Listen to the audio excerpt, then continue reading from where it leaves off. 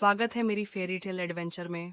राजब भट्ट सिर्फ एक यूट्यूबर नहीं था, वो एक एडवेंचर लवर था।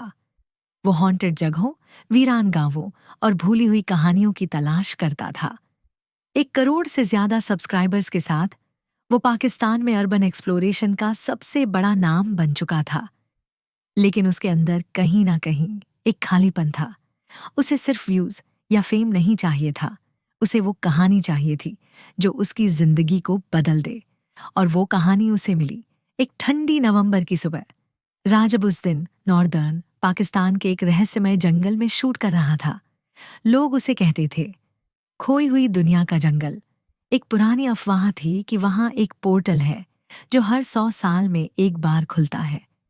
जैसे जैसे वो जंगल के अंदर गया, धुंध गहरी होती गई और चारों तरफ एक डरावनी सी शांति फैल गई। फिर उसने देखा 2 पुराने पेड़ों के बीच एक चमकता हुआ गोल दरवाजा। राजब ने बिना सोचे कैमरा ऑन रखते हुए उस पोर्टल में कदम रख दिया। वो जागा एक ऐसी दुनिया में जो पूरी बर्फ से ढकी थी। पेड़ क्रिस्टल जैसे चमक रहे थे, हवा में एक अजीब सी धुन गूंज रही थी किसी अनजानी भाषा में। जानवर उसकी तरफ देख रहे थे चमकती आंखों से।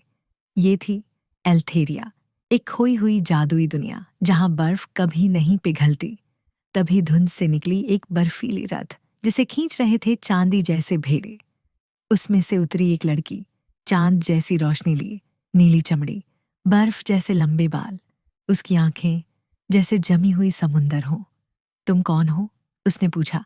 मैं राजब हूं, शायद गलती से किसी फैंटेसी दुनिया में आ गया हूं। वो मुस्कुराई। मैं एलायरा हूं, बर्फ की रानी। वो उसे अपने महल ले गई, एक ऐसा पैलेस जो पूरी तरह बर्फ का बना था लेकिन हीरे जैसा चमकता था।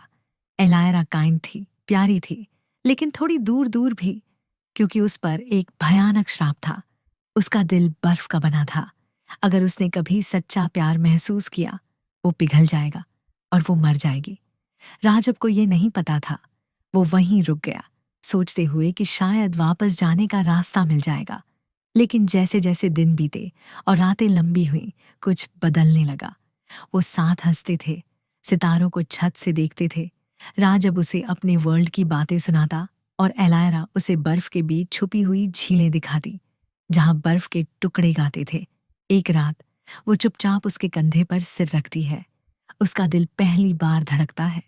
राजब को समझ आ गया था, वो उससे प्यार करने लगा था। उसने कैमरा बंद कर दिया। पहली बार उसने दुनिया को नहीं दिखाया, बल्कि खुद महसूस किया। राजब ने लकड़ी से एक फूल बनाया उसके लिए। एलायरा ने बर्फ से उसके लिए एक ताज बनाया। वो उसका हाथ पकड़ता है, अब वो हाथ उसे नहीं जलाता। वो मुस्कुराती है, आंखों में आंसू लेकर। तुम्हारे साथ मुझे गर्माहट महसूस होती है। लेकिन वही गर्माहट खतरा थी। एक दिन जंगल की एक पुरानी आत्मा न्यारा आई। उसने राजब से कहा, अगर उसका दिल पूरी तरह पिघल गया, वो मर जाएगी। उससे प्यार करोगे तो खो दोगे। राजब टूट गया। तो क्या मैं उसे छोड़ दूं? नहीं, न्यारा बोली, उसे बचाओ, लेकिन इलाज एल्थेरिया की आग की गुफाओं में है। वहां जाना पड़ेगा और अपनी आत्मा का एक हिस्सा खोना पड़ेगा। राजब अकेले निकला। रास्ते में बर्फीले राक्षस, आग के झिन्न और मुश्किल इम्तिहान थे।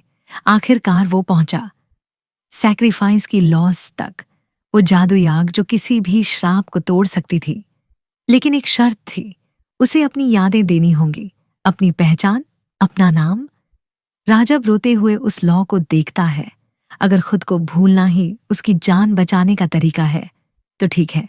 उसने लॉ को छू लिया। एलायरा को महसूस हुआ वो लौट आया है। जब वो अंदर आया, वो थका हुआ था लेकिन मुस्कुरा रहा था। उसने एलायरा का हाथ पकड़ा। तुम मुझे नहीं जानती, लेकिन मैं सिर्फ तुम्हें फिर से प्यार करने के लिए वापस आया हूं। उसने आग उसके दिल में रखी। श्राप पिघल गया। एलायरा जमीन पर गिरी, लेकिन मरी नहीं। उसकी स्किन गर्म हो गई, सांसें चलने लगी। वो बच गई थी, और प्यार भी। लेकिन राजब अब खुद को भूल चुका था। तुम कौन हो? उसने पूछा। एलायरा ने उसे नया नाम दिया, आराज, एल्थेरियन में, जिसका मतलब होता है जो लौट आया। अब वो दोनों एल्थेरिया में साथ रहते हैं, वो बर्फ और तारों की रानी, और वो जिसने उसका दिल पिघलाया। ना कोई कैमरा, न यूट्यूब, न पुराना नाम, सिर्फ प्यार, सच्चा, खामोश और हमेशा के लिए। और कहते हैं, जब कुछ जंगलों में बर्फ गिरती है, दो पेड़ों के बीच एक चमक दिखती है। अगर कभी तुम उसमें कदम रखो तो शायद एक आवाज सुनाई दे। जिंदगी को सिर्फ शूट मत करो, उसे महसूस भी करो। माँ पापा से प्यार करने वाले बच्चे चैनल को ज़रूर सब्सक्राइब करें। धन्यवाद।